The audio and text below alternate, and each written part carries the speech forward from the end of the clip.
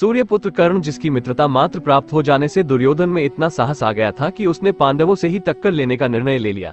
कर्ण निश्चय ही महाभारत के सर्वोच्च योद्धाओं में से एक थे, जिन्होंने अपनी धनुर्ता तथा बल के दम पर कितने योद्धाओं को पराजित किया और कितनों को मार गिराया।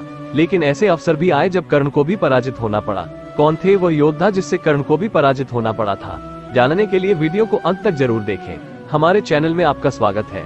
हमारे वीडियो आपको पसंद आते हैं तो चैनल को सब्सक्राइब करके वीडियो को लाइक अवश्य करें। चलिए वीडियो को शुरू करते हैं। कर्ण को हराने वाले पहले योद्धा का नाम है गंधर्व चित्रसेन।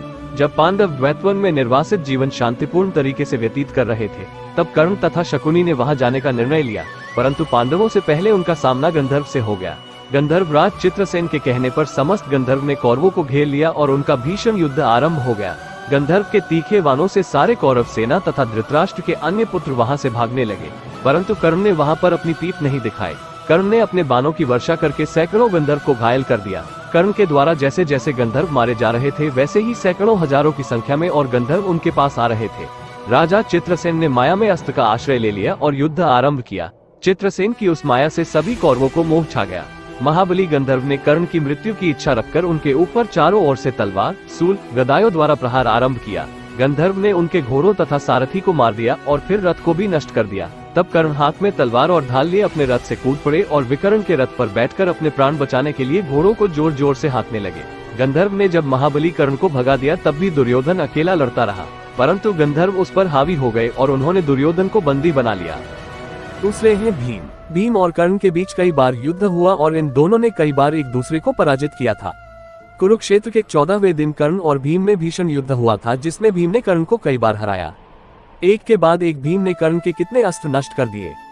कर्ण के साथ युद्ध लड़ते हुए भीम ने दुर्योधन के कितने ही भाइयों को मार डाले, जो कर्ण की सहायता के लिए आ रहे थे।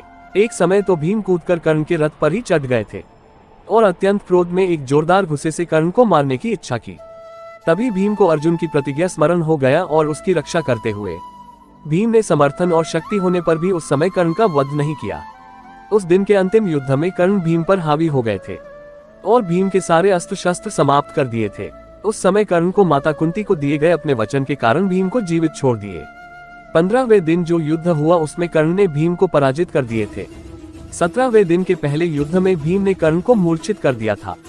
उस समय कर्ण के सारथी उनके प्राणों की रक्षा के लिए रथ को युद्धभूमि से दूर ले गया था, परंतु कर्ण जब लौटकर आए तो उस समय कर्ण ने भीम को पराजित किया था और उनके भाई युधिष्ठिर, नकुल, सहदेव को भी पराजित किया था। तीसरा है सात्यकी।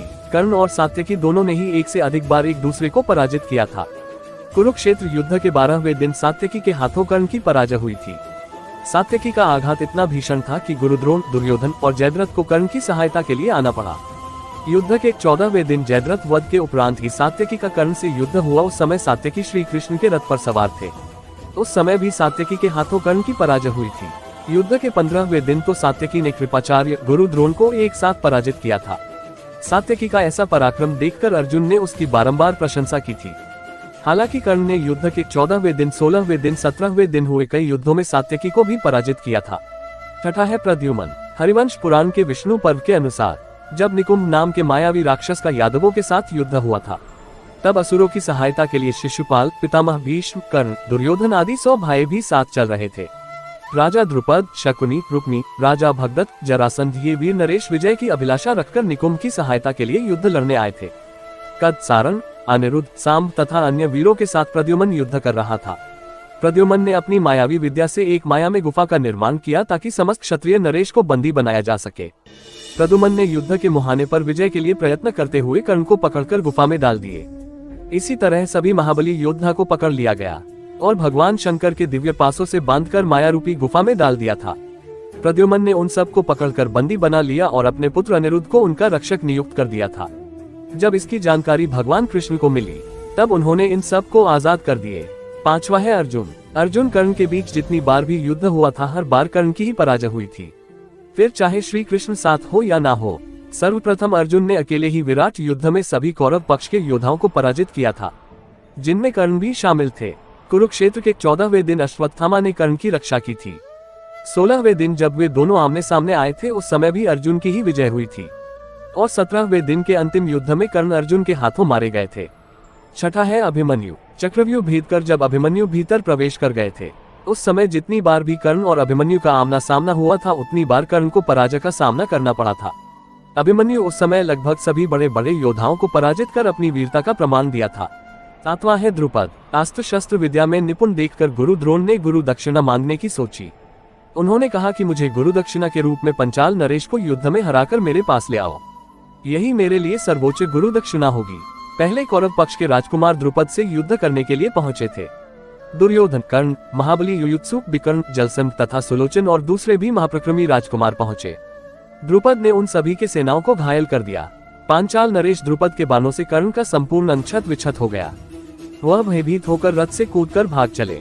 तब कौरव सैनिक चीखते चिल्लाते पांडवों के पास चले गए।